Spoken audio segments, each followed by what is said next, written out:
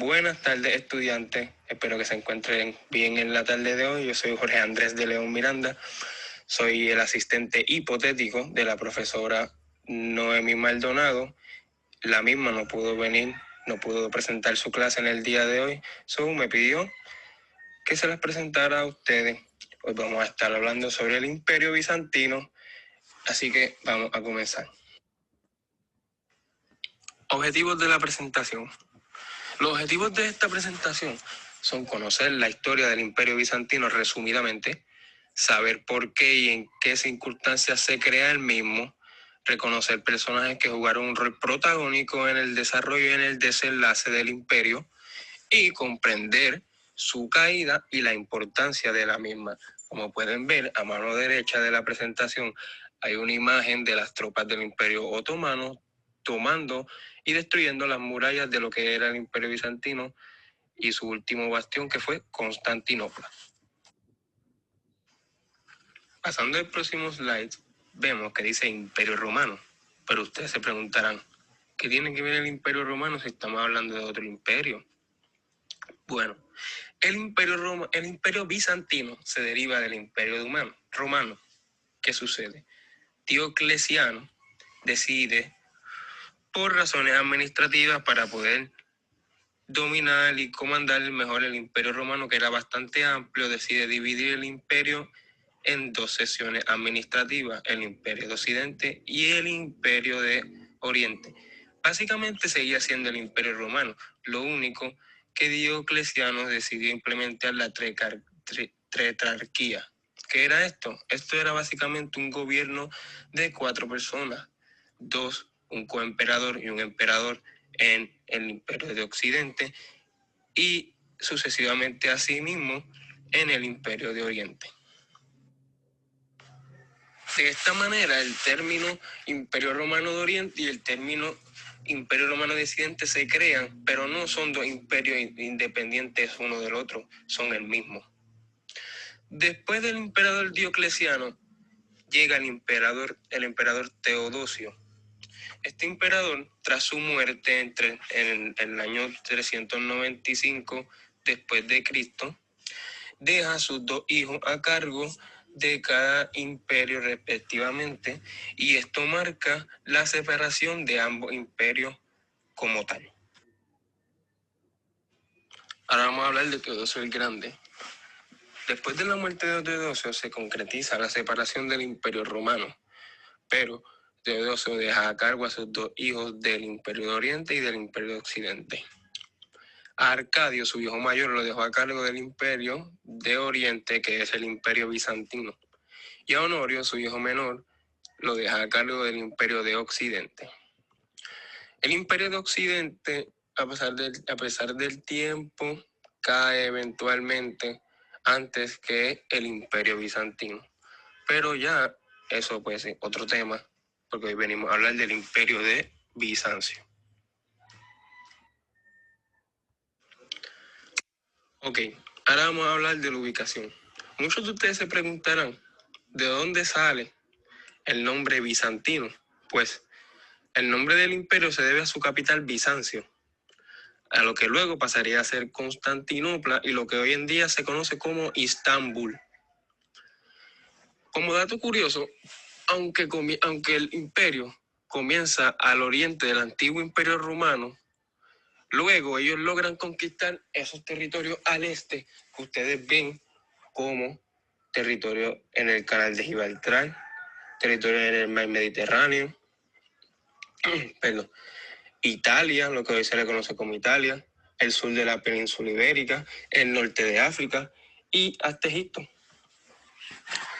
Esa imagen que ustedes ven ahí, valga la redundancia, es una imagen aproximada, obviamente, no estábamos en esa época, de cómo se vio el Imperio Bizantino en su esplendor bajo el Imperio de Justiniano en el año 550 después de Cristo. Ahora, la organización social del Imperio Bizantino no era nada novedosa.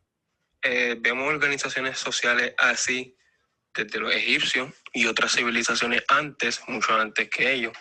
Y pues prácticamente En el tope de la pirámide de la sociedad está el emperador, luego está la nobleza. La nobleza son prácticamente como los políticos, los asesores del emperador. El clero son los religiosos, los más importantes religiosos, los sacerdotes, los obispos, etcétera, etcétera. Luego va el ejército, pues, que obviamente en el ejército serían los generales, sus soldados y todos otros componentes de la milicia. Abajo del ejército están los comerciantes, que ya eso sería como lo que hoy se conoce como la clase media alta, que son dueños de negocios, comercian, viajan, etcétera, etcétera. Luego están los campesinos, que eso, el sinónimo de eso hoy en día sería la clase media baja. Los campesinos son los que tienen el control de las fincas, dominan la agricultura. Y luego, debajo de los campesinos están los esclavos, que pues son los que se encargan de hacer las grandes construcciones que era el emperador, etcétera, etcétera, y pues ellos son los más perjudicados en esta sociedad. En la organización política, pues no era algo tan complicado. La organización política del imperio era una monarquía teocrática. El emperador tenía poder absoluto sobre el imperio y sus fuerzas militares, aunque tenía unos funcionarios de la nobleza, que eran los nobles, los patricios, a quienes les asignaba tareas administrativas, como si hoy en día fueran los secretarios de departamento, para ponerle un ejemplo más familiar a nuestro entorno, a nuestro contexto. Y otro detalle era que el emperador era considerado el enviado por Dios para gobernar, y su familia era sumamente sagrada. Tú no podías tocar la familia del emperador, tú no podías hablar mal de ellos, ya que eran un elemento sagrado de la de la sociedad bizantina. Ahora hablemos de la economía bizantina.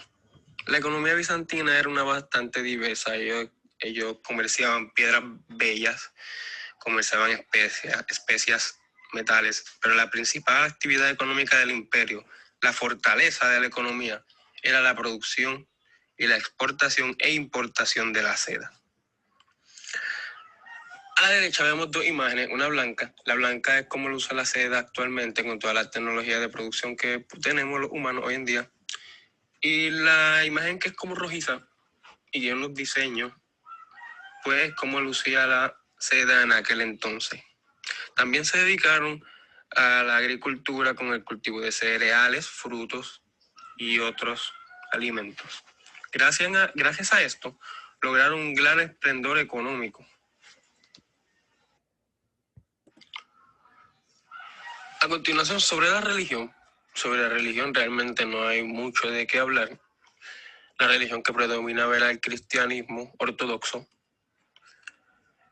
Y para el pueblo bizantino, el emperador era un portavoz de Dios, como dije anteriormente. Ahora vamos a hablar de las causas que llevaron a Constantinopla, al imperio bizantino, a caer. Una de ellas es el debilitamiento del poder militar por parte de Bizancio y la peste negra. Otra causa importante, otro factor importante es el poder militar que tenía el Imperio Otomano en aquel entonces y su líder Mehmed II, y el interés por dominar la región comercialmente y militarmente.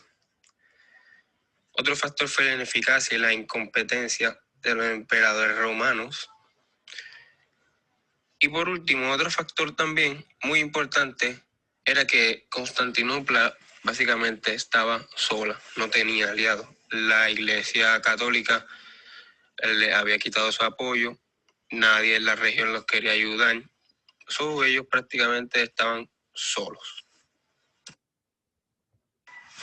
Ahora hablaremos sobre las consecuencias de la caída del Imperio Bizantino. Bueno, en 1453 los turcos toman Constantinopla. A raíz de esto, Occidente pierde las rutas comerciales y eventualmente esto lleva al descubrimiento de América. Imagínense qué importante es la caída de este imperio, que esto conlleva a la caída, al descubrimiento de América. Esto también marca el fin del gran imperio romano definitivamente. A los turcos también a los turcos entrar y controlar Constantinopla, el cristianismo se debilita y por ende el fortalecimiento del Islam es inminente.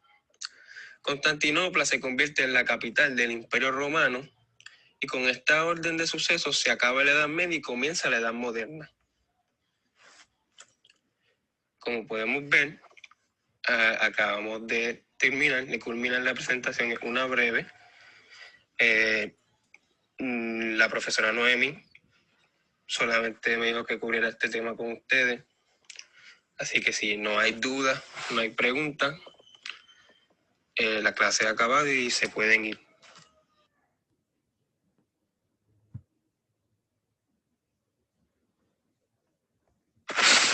No hay dudas, no hay preguntas. Nadie. ¿No? Pues, buenas tardes, cuídense. Y pues entiendo que para la próxima clase ya la profesora les va a dar el material ella misma. Ok, gracias. Buenas tardes.